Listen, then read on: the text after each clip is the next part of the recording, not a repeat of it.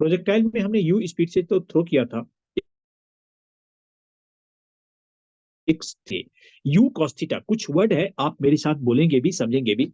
You cos theta हमने लिया था, तो यू कॉस थीटा, जो यू कॉस थीटा हमने लिया था, तो you cos theta is you x था, और यू एक्स की वैल्यू यू कॉस थीटा थी, और उस डायरेक्शन में ए एक्स हमारा जीरो था। यस, उस डायरेक्शन में हमारा ए एक्स जीरो था, और यू आई की वैल्यू माइनस जी था, यू आई की वैल्यू माइनस जी था, और यू आई की वैल्यू मतलब एक्सलेशन जो है अपवर्ड डायरेक्शन में माइनस, और अपवर्ड डायरेक्शन में initial velocity u sine theta था, horizontal velocity u cos theta था, ए एक्स की वैल्यू जीरो थी। यस, ए एक्स की वैल्यू जीरो थी। उसके बाद हमने क्या लिखा था इस क्वेश्चन में, हमने टाइम ऑफ फ्लाइट के बारे में निकाला था। टाइम ऑफ फ्लाइट मतलब टाइम ऑफ एसेंट हमने निकाला था, फिर टाइम ऑफ डिसेंट निकाला था। तो जो u sine theta by g था टाइम ऑफ एसेंट, और time of descent u cos theta, time of descent u sine theta by g था, और टाइम ऑफ एसेंट और टाइम ऑफ डिसेंट इक्वल था, तो टोटल जो टाइम ऑफ फ्लाइट था वो two u sine theta by g था। Yes, it is क्या था ये, two u sine theta by g. Yes, yes sir. हाँ, हाँ। उसके बाद हमने वर्टिकल हाइट निकालने के लिए, तो कुछ चीजें के बारे में हमने बताया था कि जब ऑब्जेक्ट हॉरिजॉन्टली या जिस भी डायरेक्शन में मूव कर रहा है, तो वहां पे ए एक्स जीरो होने की वजह से हॉरिजॉन्टल डायरेक्शन में ऑब्जेक्ट की वेलोसिटी चेंज नहीं हो रही थी, ऑब्जेक्ट की वेलोसिटी हॉरिजॉन्टल डायरेक्शन में चेंज नहीं हो रही थी। मतलब यू एक्स की वैल्यू यू कॉस थीटा था, तो ऑलवेज यू कॉस थीटा ही था। और जो वर्टिकल डायरेक्शन में ड्यू टू रिटार्डेशन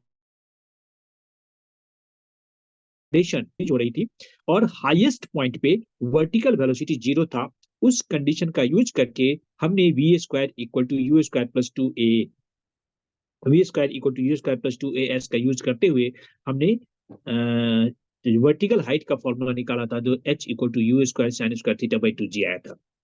फिर हमने टाइम ऑफ फ्लाइट, तो हमारा two u sine theta by g निकल गया था। फिर इसी का यूज करके हमने s equal to you x T plus half A x T square use किया था हॉरिजॉन्टल डायरेक्शन में, और फिर हमने रेंज निकाल दिया। Yes, yes sir. ये हमने निकाल दिया था। अभी थोड़ा सा क्या है कि हमारे कल वाले क्वेश्चन में थोड़ी सी एक छोटी मोटी चीज ट्विस्टिंग करेंगे। फिर हमने निकाल दिया था वेलोसिटी आफ्टर टाइम टी, तो हमने वी एक्स निकाला था, वी वाई निकाला था, v x equal to u cos theta था, v y equal to u sine theta minus g t था, और फिर उसकी net velocity root under v x square plus v square v y square निकाला था। उसको सॉल्व करने के बाद root under u square plus g square t square minus two u g t sine theta था। यस, ये भी होगा। एक स्टेप आगे बढ़ते हैं। उसके बाद और स्टेप हमने फिर निकाला था path of projectile is parabolic.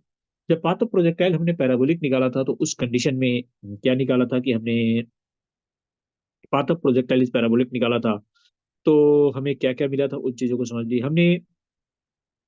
एक एक्स की कोई पी पॉइंट सपोज किया था, उसके कोऑर्डिनेट एक्स और वाई सपोज कर लिया था, फिर X equal to you x T plus half A x T square निकाल दिया था, और Y equal to U I T plus half A Y T square use किया था। एक्स टी प्लस हाफ ए एक्स टी स्क्वायर यूज किया था, उसमें A x की वैल्यू जीरो था, और टी की value X upon you cos theta आया था।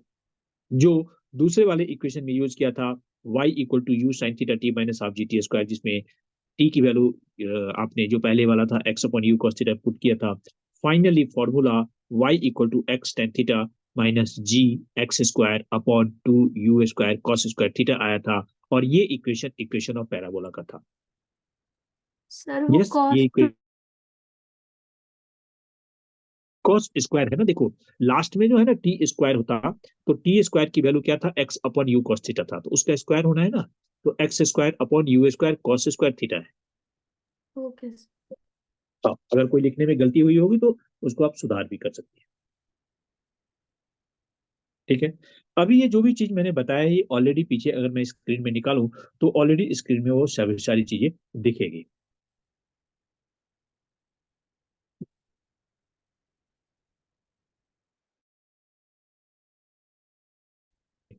ये यहाँ पे स्क्वायर होना चाहिए, जो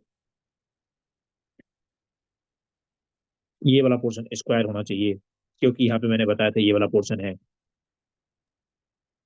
अब थोड़ा सा करना क्या है कि मुझे थोड़ा इसमें से दो तीन चीजें छोटी छोटी पॉइंट है और भी यूज कर लेना है।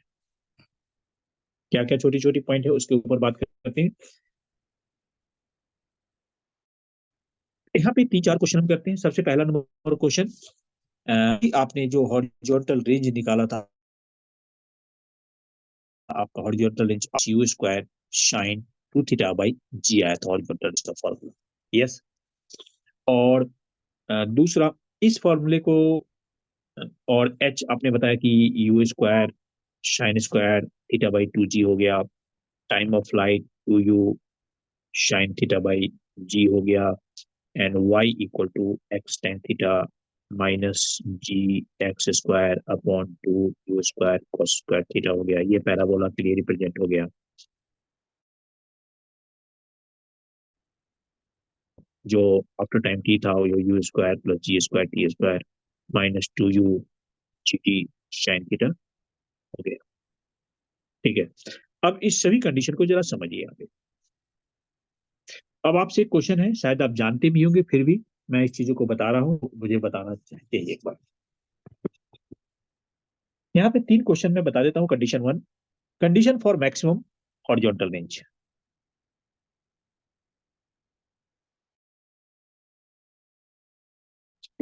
मैक्सिमम हॉरिजॉन्टल रेंज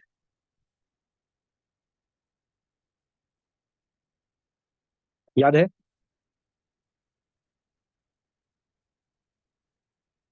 विराज, यस। विराज, यस सर। बताओ क्या है condition for maximum horizontal range?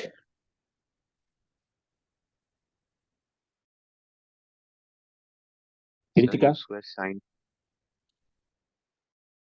Range के लिए क्या क्या करना है? देखो, आर जो है तीन टर्म पे डिपेंड करता है, स्पीड पे, टू थीटा पे और जी पे। यू तो एक साइड जो आप स्पीड देखो फिक्स ही रहेगा, जी की वैल्यू फिक्स है, तो साइन टू थीटा पे डिपेंड करता है फाइनली। तो साइन टू थीटा की मैक्सिमम वैल्यू, साइन की मैक्सिमम वैल्यू 1 होती है। कब होती है? जब एंगल 90 डिग्री होगा। तो इसका मतलब थीटा की वैल्यू 90/2 है, तो 45 डिग्री आया। तो जब आप थीटा की वैल्यू 45 लेंगे तो आर का वैल्यू जो है आपका u square sine 2 into 45 by g. तो साइन 2 इंटू 45 साइन 90 होता है, जिसकी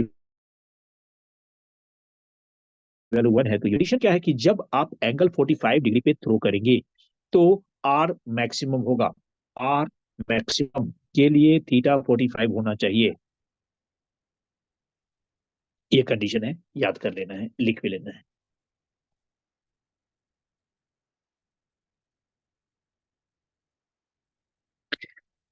कंडीशन दूसरा, यहाँ पे मैं एक ये सब केस है, डायरेक्ट क्वेश्चन आएंगे, आप जवाब दे सकते हैं।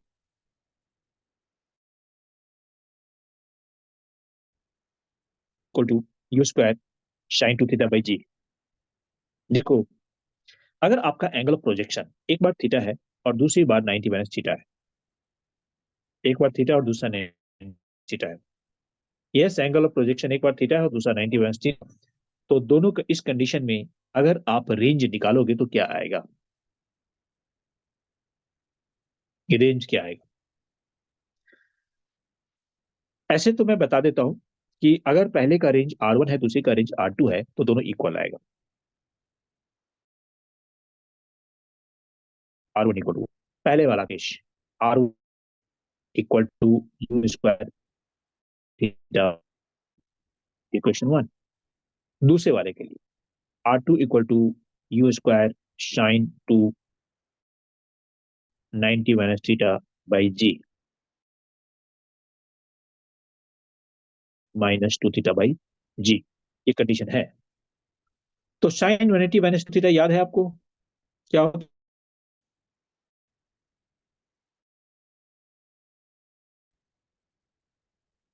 यस, याद है।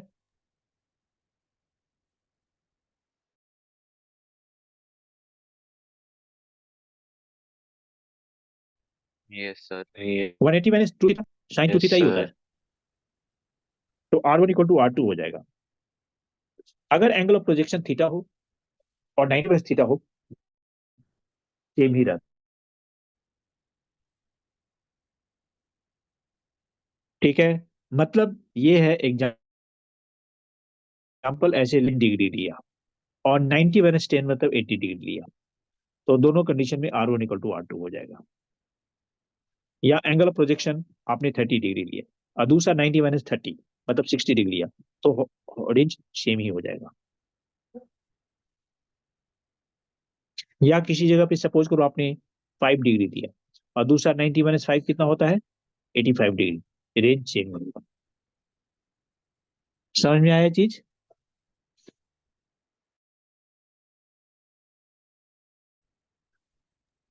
एथिका? यस सर, क्लियर है।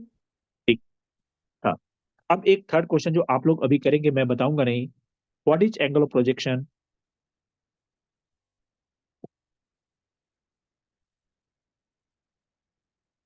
What is angle of projection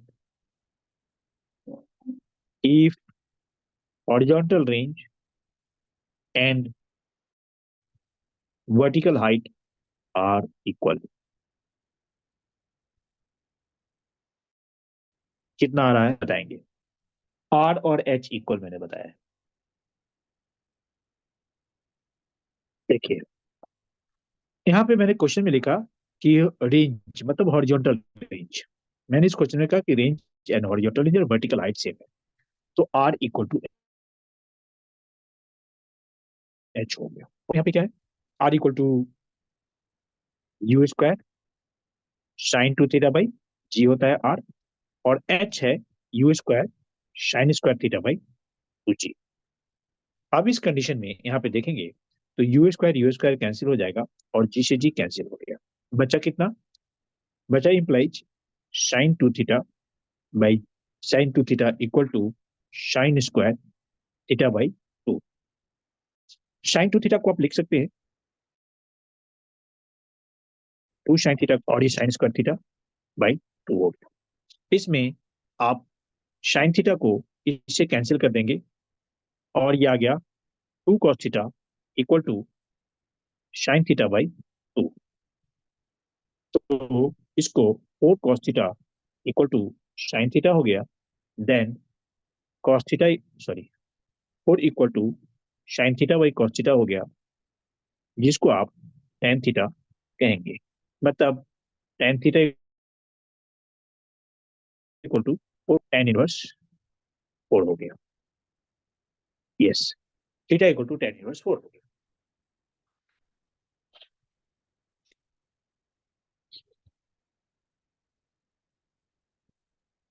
शायद क्लियर है भी आपको। यस विराज, Yes, sir. जो गलती हो गई थी पता चल गया। Yes, sir. हाँ, ठीक है। तो अभी हमने तीन कंडीशन ले ली प्रोजेक्टाइल के ऊपर। ये इक्वल टू, ये फॉर्मूला है x equal to tan theta minus g square. ये चीजें आपको याद रखनी है, ये बहुत इंपॉर्टेंट है, इसमें बहुत सारे क्वेश्चन आते हैं। इसमें से थोड़ा सा मैं एक चीजें आगे बढ़ाता हूं। इस क्वेश्चन में मैंने एक x टेन थीटा कॉमन लेता हूं, तो उस साइड में बचेगा क्या, उस साइड में x कॉमन लेने के बाद g बच गया, x बच गया two you square. Tan theta तो है ही नहीं बट कॉमन ले लिया तो टेन थीटा नीचे डिवाइड हो जाएगा। थोड़ा सा और आगे बढ़ाओ, x tan theta one minus x upon two you square cos square theta. Tan theta को आप sign theta by cos theta करो यहाँ पे, और जी को नीचे कर दो, और ये कॉस थीटा से कॉस थीटा कैंसिल हो जाएगा। ये x tan theta into one minus x upon जो बच गया, मैं इसको u square sine two theta by g लिख दूंगा, जो एक्चुअल में आर है। तो फाइनली ये formula y equal to x tan theta into one minus x upon R आ गया। ये आपके पास एक फाइनल फॉर्मूले आ गया जो किसी न्यूमेरिकल में डायरेक्ट यूज हो सकता है। स्कूल लेवल में इसका कोई ज्यादा इंपॉर्टेंस नहीं है बट एंट्रेंस लेवल में इसका इंपॉर्टेंस है।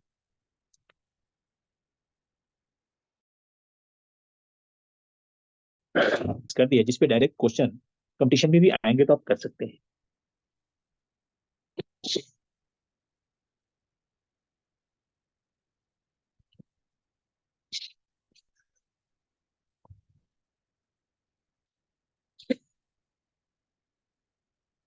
ये सब बढ़े आगे? Yes, sir. ठीक है, ठीक है। अब मैं प्रोजेक्टाइल के दूसरे टाइप के ऊपर बात करता हूं।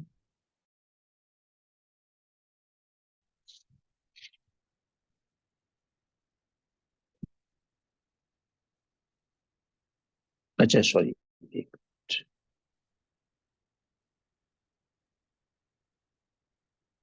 अच्छा, ये बीच में अगर ये डिस्कनेक्ट हो जाएगा तो आप फिर से कनेक्ट कर लेना। टाइमिंग कितना बच रहा है कुछ पता नहीं चल रहा है मुझे।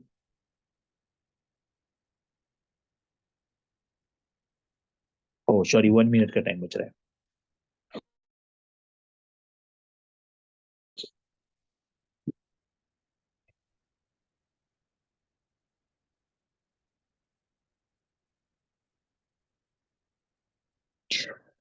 हम टाइप्स ऑफ प्रोजेक्टाइल के ऊपर अब बात करेंगे। टाइप्स ऑफ प्रोजेक्टाइल जो हम पहले कर चुके हो छोड़ो, अभी मैं हॉरिजॉन्टल प्रोजेक्शन के ऊपर बात करूंगा। इसका डेरिवेशन नेक्स्ट पेज में हम लेंगे, नेक्स्ट इंटरवल में। ऑब्जेक्ट को यू स्पीड से यहाँ थ्रो किया जाएगा और ऑब्जेक्ट यहाँ पे नीचे गिर जाएगा। एच इसकी वर्टिकल, इसको एक्स मान लो, इसको वाई मान लो। ऐसे कहने के लिए u x equal to u है and u y equal to 0 है। A x again 0 and a y -g है। ठीक है, अभी आप डिस्कनेक्ट कर लेंगे, फिर से कनेक्ट करते हैं।